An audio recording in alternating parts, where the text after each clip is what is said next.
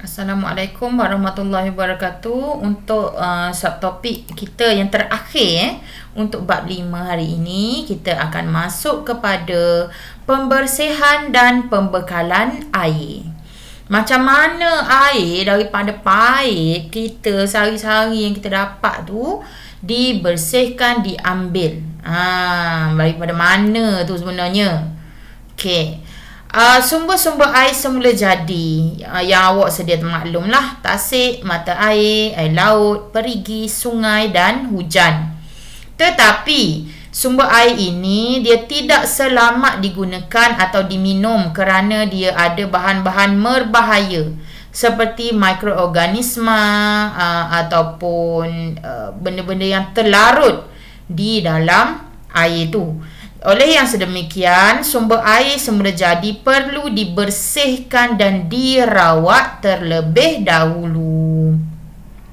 Macam mana cara perawatan dia? Sebenarnya, kaedah pembersihan air ada 4. Okay, yang biasa yang awak tahu adalah yang paling glamour sekali ialah pendidihan. Direct lah, letak atas api, didihkan sampai dia suhu 100 darjah Celsius. Jadi bila dia menggelegak, fungsi pendidihan hanya untuk membunuh mikroorganisma. Dia tidak menghilangkan, contoh kalaulah adalah air tu ada keladak ataupun ampayan, kan? Dia tidak hilang waktu. Jadi awak togok sekali juga dengan tu. Maknanya kalau contoh ada karat pun dia tidak hilang dengan pendidihan. Okey, yang kedua ialah penurasan. Ia berfungsi, penurasan ni ialah untuk memisahkan bendasing daripada cecair. Contoh yang ditunjukkan dalam gambar ni, air yang berlumpur diletakkan dalam untuk penurasan lah. Ni air dia. Lepas tu dia gunakan penurasan berpasir. Jadi air yang bersih akan turun dan bahan-bahan yang bendasing tadi akan terlekat dalam ni. Jadi yang keluar adalah air yang bersih. Bersih tapi kuman masih ada sebab pasir dia tidak menghalang kuman. Okey, yang ketiga ialah pengklorinan. Okey, pengklorinan berfungsi dia memasukkan klorin. Okey, klorin ini dia diletakkan dalam dos yang selamatlah untuk manusia. Bukannya klorok mati terus. Okey, dia pengklorinan ini fungsi dia untuk membunuh mikroorganisma. Ini kerajaan, siapa yang ambil air paip kerajaan, semua dah ada klorin. Sebab memang bayangkanlah sepanjang paip tu daripada tangki rawatan sampai ke tangki kapung, sampai ke tangki rumah kita. Banyak mana dia lalu dalam wayar paip tu, bersih kedok. Jadi tu sebabnya kena ada klorin. Okey, dan yang terakhir ialah penyulingan. Ia menyingkirkan bendasing terampai, bahan terlarut dan membunuh mikroorganisma. Okey, contoh dia gana. Dia ambil air yang kotor, dia masukkan dalam kelalang bulat. Okey, dan dia didihkan. Dia panaskan. Jadi apa yang teruap bila apa yang naik bila dia didihkan adalah wap air. Okey, jadi bila wap air dia naik, kemudian sini kan kita tutup. Jadi kita tutup. Jadi wap air itu akan masuk ke dalam kondenser libik ni. Ni nama benda yang panjang ini adalah kondenser libik. Okey, jadi bila dia masuk, wap air yang panas tadi akan menjadi sejuk sebab air daripada paip kat luar dia masuk dan dia keluar ikut sini.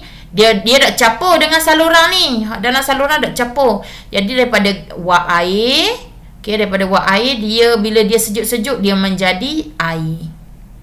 Jadi air itu akan menitis masuk ke dalam kelalangkun yang kita tadah. Jadi yang ini kita panggil hasil penyulingan. Jadi air ini sangat bersih. Dia sudah tidak ada benda asing terampai, tak ada lah karat ke, tak ada apa ke, tak ada bahan terlarut sebab contoh macam klorin tak ada. Sebab benda sebab dia hanya tangkap wap air sahaja. Okey, dan tiada mikroorganisma lah sebab kita sudah panaskan sampai mendidih. Penyulingan ni kita tak buat lah di rumah ke di mana ke, tapi kita buat ni di makmal lah. Okey, makmal biasanya. Ia menghasilkan air suling. Okey, seterusnya pembersihan air dapat menyingkirkan bau, rasa, warna mikroorganisma, bahan terampai dan bahan terlarut.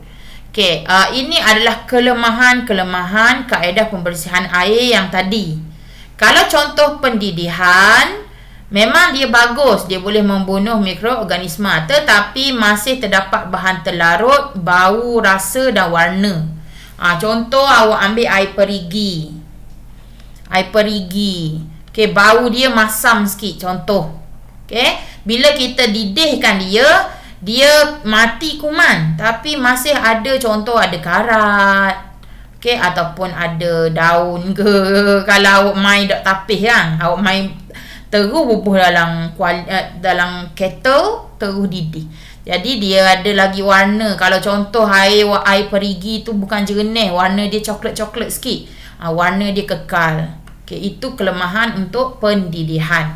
Okey, kalau kelemahan untuk penurasan, dia masih ada bahan terlarut, bau, rasa dan warna dan mikroorganisma. Okey, kuman tak mati buat penurasan.